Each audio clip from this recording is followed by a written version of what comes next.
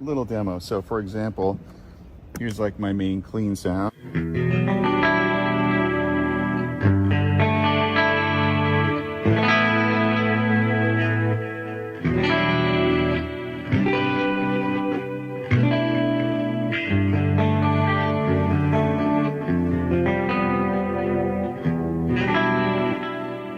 Add in the piezo and the phaser, you can do things like or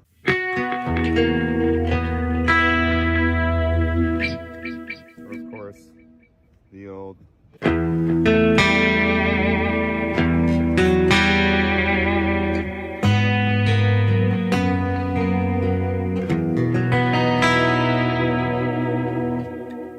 then CR1, that's like my main crunch sound. It's basically channel 2 of the JP2C with the EQ1, and that's like my dry.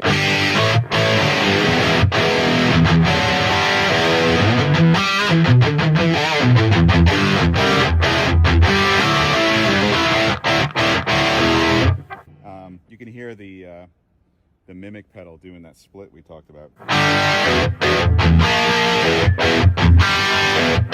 You can always kick on the overdrive if you want more juice.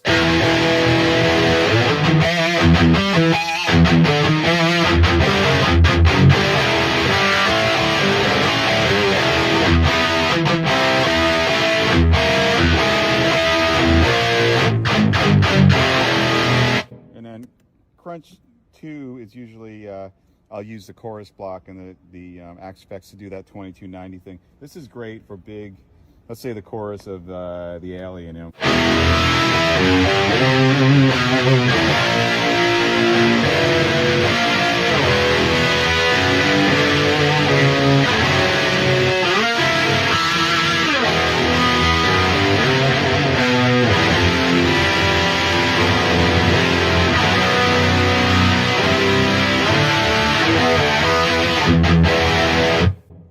Go back to the dry sound.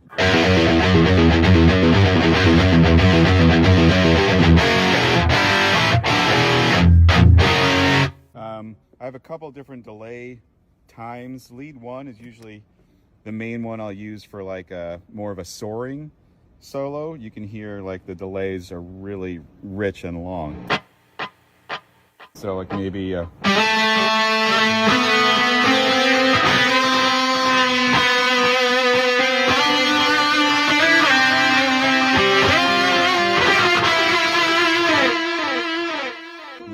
nicely. Something like maybe the middle part of that song, I'd use more of the short delay.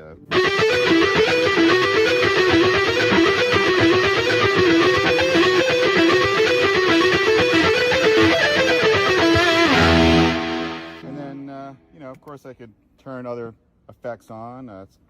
Maybe a CE2 pedal.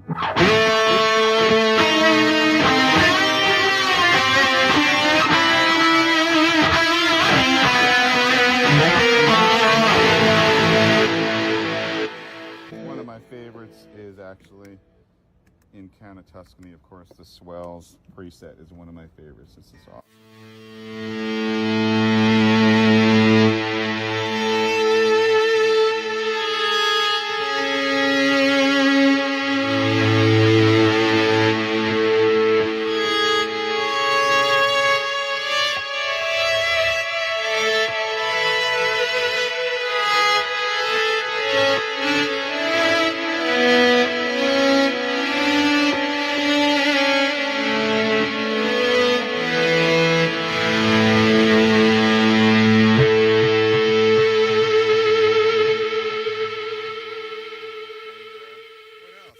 We talked about the wah, of course, is awesome.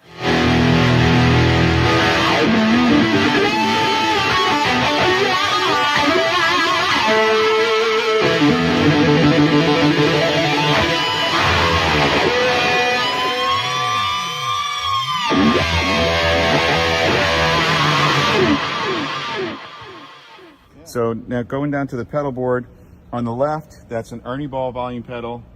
Of course, it's all tricked out with diamond plate to look cool. It is acting as a controller for an expression pedal for the volume block in the Axe effects. Over to the right, the JP95 wah controller. That's controlling my signature wah that's in the rack, and then a TC Electronic Polytune 2 Black, because black is cool. And then, of course, the real star of the show is the RJM Music Mastermind GT. This is, in my opinion, the best MIDI foot controller you can get. This thing is like ridiculous. Basically, it will do whatever you want it to do. It will change amp channels. It will do preset changes, program changes, control functions. You could label songs. You could label any button, whatever you want. You could change the color of any button. Basically, there hasn't been anything that I've tried to do or wanted to do that this thing couldn't do for me. Built like a tank, roadworthy, everything. And it's amazing. There's even an online or a desktop editor, and you can save things via USB. It's a great, great unit. And another thing people ask me all the time is how I'm switching patches during the show. And I do have the ability to switch myself here in real time or turn things on and off as I wish. But what we're doing is the MIDI program changes are coming from a laptop off stage as the show is running. So basically I could be anywhere on the stage, and then this will switch at the right moment to the right sound. And that really frees me up, especially with the wireless that I'm using as well. So that's how that's happening. And of course, if I wanted to change something and override, I can do that in real time. You'll see another two things. You see monitors. I do use in-ear monitors to monitor the show. So you might be wondering, why do I have wedges? And the reason is there's no guitar cabinets on stage, so I don't have the connection with the cabinet in order to get feedback or have the thud of the amp. So I have guitar cranking out of these monitors, and that gives me that connection, even though I have the in-ears.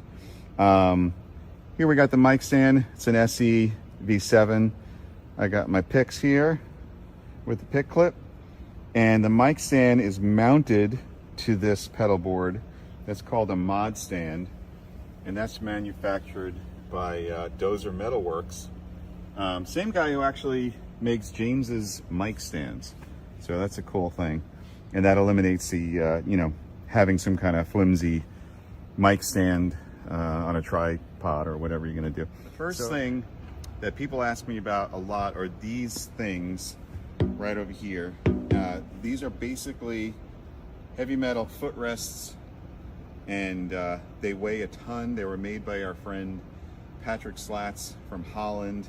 I know Maddie really looks forward to setting these up every day. Anyway, the idea behind them is this. When I practice the guitar, I practice classical style. So I sit down, the guitar is on my left leg, my right arm is in front of my body, and the neck is up. So I can kind of emulate that standing by doing a rock pose number 27, but it's a little bit more comfortable using these. So basically these are standing footrests. So if I put my foot on here, you'll see me do that a lot during the show.